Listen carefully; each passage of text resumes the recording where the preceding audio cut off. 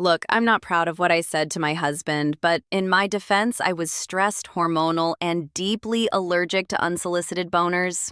My name's Jade, I'm 29, and up until 6 months ago, I thought I had the perfect marriage.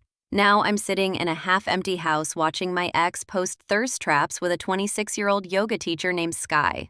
And I'm the one who told him to stop touching me like I was a slice of pizza he couldn't eat in public. Let's rewind. My husband Tristan used to be obsessed with me in a your butt is my religion kind of way.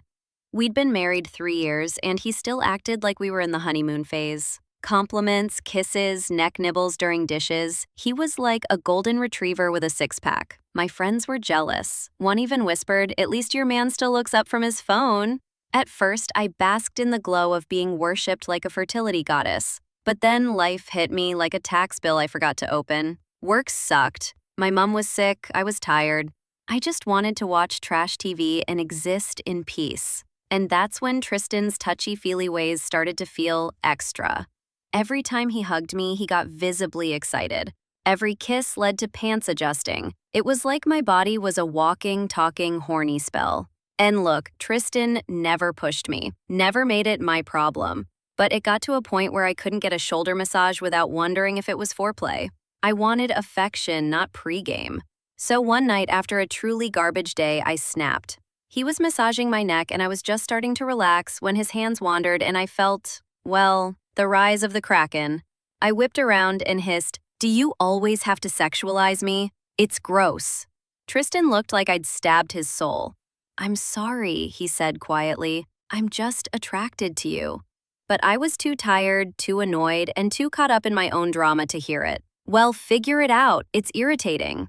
What I meant was, "Please find a way to give me cuddles without launching a rocket." What he heard was, "You're disgusting. Keep your penis to yourself." And that's when everything changed. The next day, no hugs, no butt taps, no "damn you look good in my hoodie," nothing. I thought it was temporary, a Tristan tantrum. But weeks went by and it became clear. The man had activated polite husband mode, like a robot with boundary settings. "Excuse me," he'd say when passing me in the kitchen.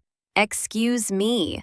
This was the same man who used to whisper, "I'd risk it all for that apron." When I asked why he was so distant, he responded, "You said my physical reactions were disgusting. I'm respecting that." And I wanted to scream because suddenly I missed being objectified by my husband. I missed feeling irresistible. Now I was just roommate number 2. Worse, I tried to initiate intimacy. I put on the dress, I made his favorite pasta, I offered shower time. Nothing worked. He'd kiss me like I was a cousin he hadn't seen in years, smile politely, sleep in a straight line on his side of the bed like a chastity belt in human form. Then came the business trip, 6 days away. He'd barely texted. No, miss you. No, wish I could ravish you in this Marriott. Just, meetings went well, good night.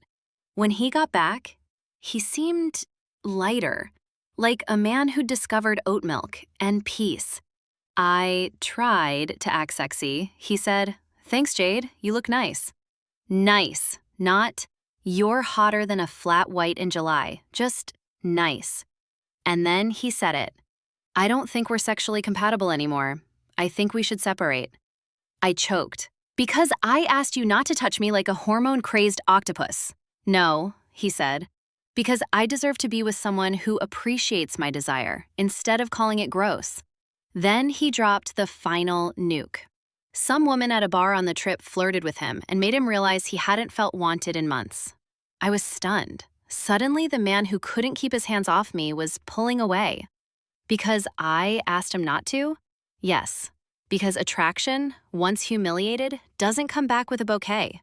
He moved out, took the espresso machine, started dating a woman who writes Instagram captions like, "Feeling so loved and lucky." She laughs at his jokes and touches his arm without flinching.